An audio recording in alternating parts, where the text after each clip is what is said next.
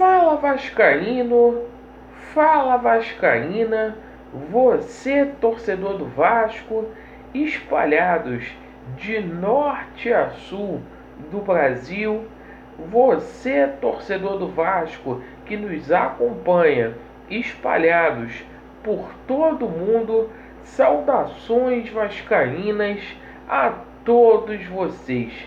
Primeiramente, um casaca no coração de cada vascaíno, uma quarta-feira abençoada.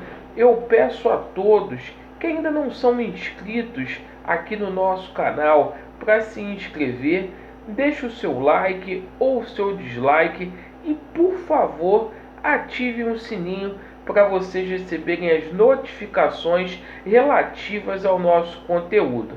Meus amigos, vamos falar neste vídeo sobre a situação envolvendo salários, o jogo de ontem contra o Palmeiras, renovação de contrato, vamos falar também sobre reforços e, sobretudo, a situação política do Vasco da Gama. Então, sem demoras, porque tem muito conteúdo para passar para vocês. Amigos, o Vasco da Gama ontem foi ao Allianz Parque. A gente empatou com 1-1 com a equipe do Palmeiras. Resultado que ficou até amargo, porque a gente ficou com aquela sensação que o Vasco poderia vencer a partida. No entanto, um ponto precioso. Um ponto que coloca o Vasco da Gama na 14ª posição no Campeonato Brasileiro e faz com que o Vasco da Gama abra 4 pontos do Bahia, que é a primeira equipe que está ali no Z4. O Vasco está com 36 pontos e agora vai enfrentar a equipe do Bahia, um confronto direto, jogo de 6 pontos, domingo às 16 horas em São Januário. Impressionante, o Vanderlei Luxemburgo transformou esse time aí em uma equipe que consegue jogar, encarar qualquer equipe no Brasil de igual para igual. O Vasco consegue trocar 5, 6, 7 passes. O Vasco não trocava 3 passes no meio-campo com Ricardo Sapinto. Meus amigos, com relação à situação de salários, ontem o Jorge Salgado se reuniu aí com os funcionários do Vasco da Gama e prometeu efetuar pagamentos até sexta-feira. Eu espero que seja pago mesmo, é mais do que obrigação.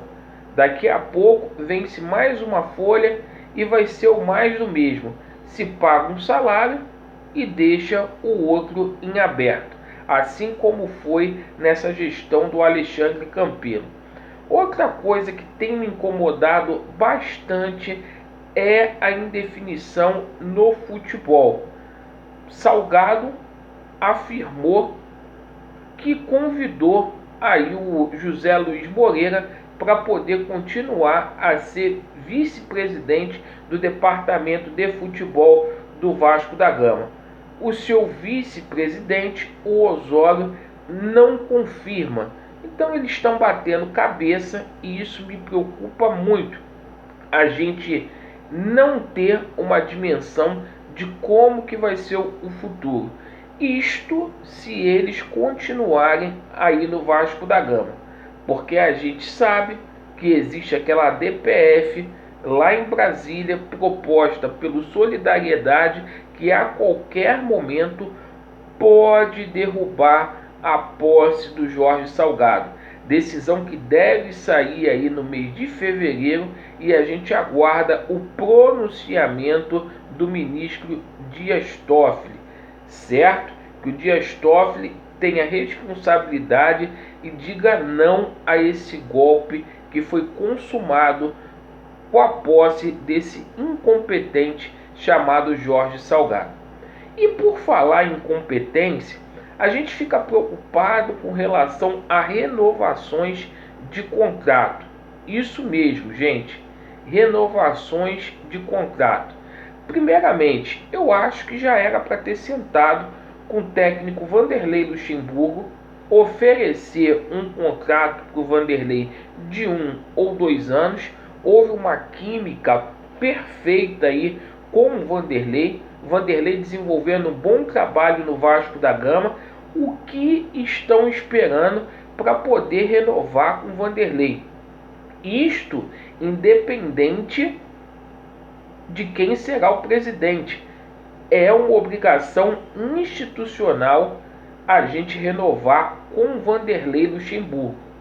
Me preocupa também a situação de Benítez e a situação de Cano. Benítez fica no Vasco da Gama até o meio do ano, certo? Mas a gente fica preocupado porque existe uma cláusula no contrato do Benítez que, caso o Benítez receba aí uma proposta, o Vasco é obrigado a igualar ou o Benítez sai. Existe essa cláusula.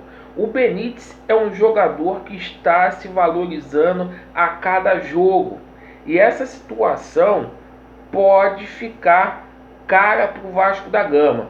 O Vasco optou por um empréstimo e esse jogador aí, com certeza, se continuar jogando o que está jogando até o meio do ano, vai valer muito mais do que o Independente estava pedindo.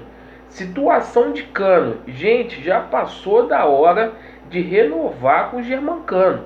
Germancano já era para ter sido procurado para poder fazer a sua renovação de contrato. Perfeito? Cano tem um contrato com o Vasco até o final de 2021.